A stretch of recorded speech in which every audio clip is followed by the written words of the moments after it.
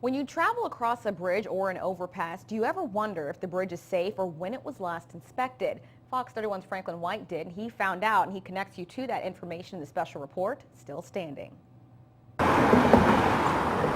Gerald Turner has been a truck driver for almost 20 years, and he says in a day he drives across 10 to 15 bridges, and driving a 26,000-pound truck makes his life a little uneasy. I guess I do kind of feel unsafe sometimes. A point of view that can be seen differently through the eyes of other truck drivers. You might be ahead of a car, and that weight might be the weight that determines the capacity of that bridge that particular day. You never know.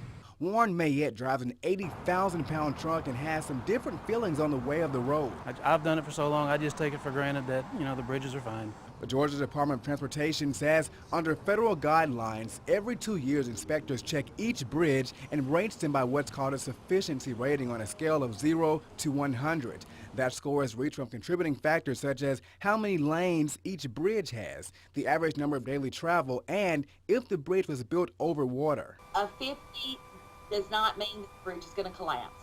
Now, 50 might seem like a failing grade. However, the bridge is not in any danger. GDOT says it may just need a little TLC.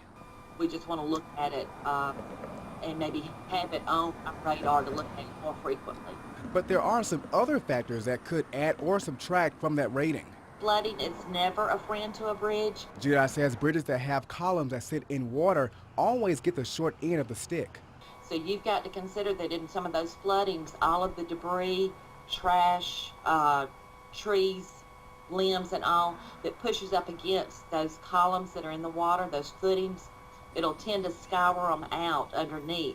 And that's a big concern. Here in Albany, Dougherty County, we check the ratings of some of the most traveled bridges. The bridge that crosses over the Flint River off Oglethorpe Boulevard has a sufficiency rating of 54.41. That bridge was last inspected back in November of 2011 and built back in 1953. It has over 25,000 cars travel across it a day. Next is a bridge that crosses over the Liberty Expressway at Baylock Street. Its rating is 82.93. It was last inspected 2 years ago in December of 2011. It was also built back in 1974. At last check, it has 35,000 cars crossing over its path every day. Lastly, the bridge that crosses over Highway 19 on Albany's north side, its rating is 88.31. It was last inspected in December of 2011 and was built back in 1974. This bridge carries over 44,000 cars a day. So we will not leave a bridge open for traffic or pedestrians to travel across that we feel is unsafe.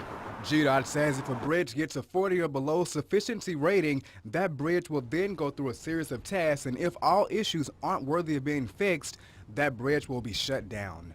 Franklin White, Fox 31 News.